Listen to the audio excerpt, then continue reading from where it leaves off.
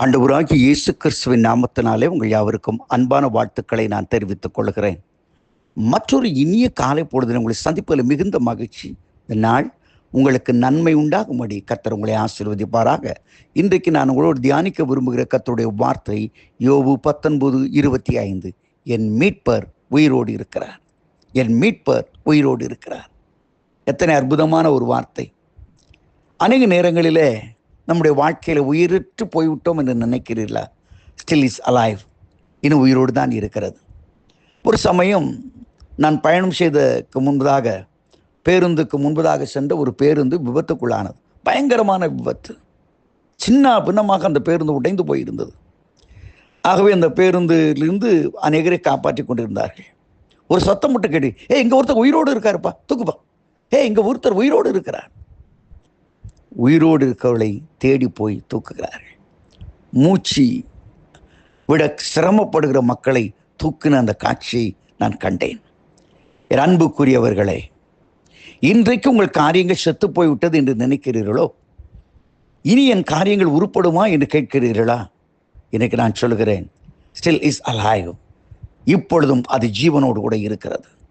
உயிரற்ற அந்த நிலைமையில் உள்ள வாழ்க்கைகள் உயிருக்கு வருகிறது இயேசுவின் நாமத்தினாலே.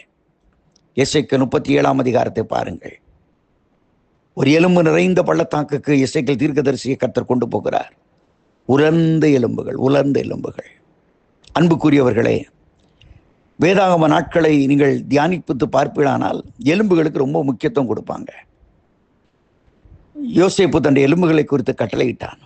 யாக்கோபு தன்னுடைய எலும்புகளை குறித்து கட்டளையிட்டான். நண்பர்களே, ஏனென்றால் அந்த உள்ள வாழ்க்கையில் எலும்புகள் மிகுந்த முக்கியமானது. அப்படியான உயிரற்று உலர்ந்து போயிருக்கிற எலும்புகள் என்றால் உரிமை பாராட்ட, சொந்தம் பாராட்ட மக்கள் இல்லாத அனாதைகளை போல சின்ன பின்னமான சரீரங்கள் என்று நான் நினைக்கிறேன். இன்றைக்கு ஒரு வேளை என்னை அன்பு பாராட்ட யாரும் இல்லை, என்னை உரிமை பாராட்ட யாரும் இல்லை, நான் எல்லாருக்கும் வேண்டாத பிள்ளை போல நான் இருக்கிறேன், என் வாழ்க்கையே எனக்கு ஒரு மாறா போல கசந்து போய்விட்டது என்று நினைக்கிறீர்களா? சிலிவாராலை இப்பொழுது நீங்கள் ஜீவனோடு இருக்கிறீர்கள். உங்களுக்கு உயிர் கொடுக்க முடியாது, ஜீவன் கொடுக்க முடியாது. எசேக்கியேலை அனுப்பின அதே தேவன் இன்றைக்கு காலை வேளையில உனக்கு உயிரூட்ட விரும்புகிறார். உலர்ந்தவனோட வாழ்க்கையில் ஒரு விடுதலையை கொடுக்க என் அப்பன் இயேசு விரும்புகிறார். உலர்ந்த எலும்புகளே உயிரடையுங்கள். உறந்து போய்விட்டீர்களா? நடக்காதுன்னு சொல்றீங்களா?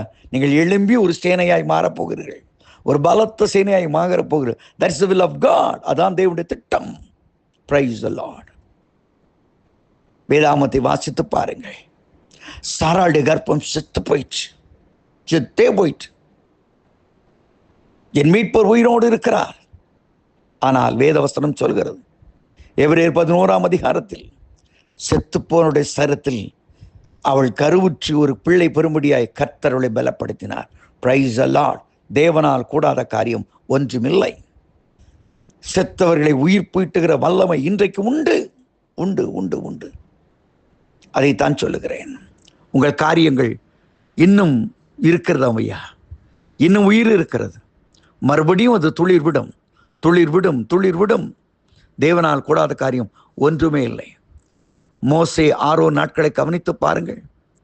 ஆரோனுடைய கோலை கொண்டு போய் வைத்தார்கள். அது காய்ந்து போன கோல். அந்த காலத்துலாம் தடியை வச்சுருக்கேன்னா, யூதா தேசத்தில் பார்த்தீங்க, புறம்பெல்லாம் பார்த்துருக்கீங்களா? அதை மாதிரி நல்லா ஆயில் போட்டு காய வச்சு ரொம்ப ஸ்டிக்கான பிறகு தான் அதை வாக்கிங் ஸ்டிக் மாதிரி கையில் எடுத்துகிட்டு போவாங்க. அப்படிப்பட்ட ஒரு தடி தான் ஆரோன் கையில் இருந்தது. நல்ல எண்ணெய் பூசி அதை சுட்டு அப்படிப்பட்ட உலர்ந்து வாக்கிங்க்கு உபயோகப்படுத்த ஒரு தடி அதை கொண்டு வைக்கிறாங்க. வேதவசனம் சொல்கிறது, அது துளிர் விட்டது, பூ பூத்தது, காய் காத்தது. Praise the Lord. ஒரே இரவு வேளையில் வளர்ந்து போன வாழ்க்கை, எண்ணெய் தேய்ச்சி குளிப்பாட்டின மாதிரி அடக்கம் பண்ணுறதுக்கு ஆயத்தமாக இருக்குது. அந்த வாழ்க்கையில் இன்னைக்கு ஒரு பூ வரப்போகுது, ஒரு இலை வரப்போகுது, ஒரு காய் வரப்போகுது. நின்று போன காரியங்களிலே அற்புதங்களை செய்ய இயேசு இறங்கி இருக்கிறார். பயப்படாதிருங்கள். ஆண்டவராகி கர்த்தரால் கூடாத காரியம் ஒன்றுமே இல்லை. இயேசு இந்த உலகத்தை விட்டு கடந்து செல்வதற்கு முன்பதாக தம்முடைய சீஷர்களை அருகாமையில் அழைக்கிறார். மத்தேயு 28 மிக தெளிவாக சொல்கிறார், வானத்திலும் பூமியிலும் சகல அதிகாரங்கள் எனக்கு கொடுக்கப்பட்டிருக்கிறது. ஆகையால் புறப்பட்டு போங்கள் என்று ஆசீர்வதித்து அனுப்புகிறார். அதே தேவன் உன்னை உயிர்ப்பிக்க போதுமானவராய் இருக்கிறார். அப்போஸ்தலர் நடுவர் 3ஆம் அதிகாரத்தில் எதிர்காலமே பிச்சை எடுப்புதான் என்று இருந்த ஒரு மனுஷன் தலையெழுத்தை கர்த்தர் மாற்றவில்லையா? பொன்னும் வெள்ளியும் என்னிடத்தில் இல்லை, மரித்தோரை உயிர்ப்பிக்கிற நஸ்னாகி இயேசுவின் நாமத்தாலே எழுந்த நட என்று சொன்ன பொழுது அவன் பலன் அடைந்தான், குதித்தெழுந்தான். இனி பிச்சைக்காரன் இல்லை, ஒரு புது வாழ்வை பெற்றுக்கொண்டான். இன்னைக்கு அதே இயேசு ஸ்டில் அலைவ், உனக்காக அவர் காத்து கொண்டிருக்கிறார் உன்னை உயிர்ப்பிக்க. அந்த நல்ல செய்தியோடு இந்த நாளிலே என் காரியங்கள் உயிரடைய போகிறது என்ற நம்பிக்கையோடு இந்த நாளுக்குள்ளே பிரவேசிங்கள். Have a blessed day. God bless you. Amen.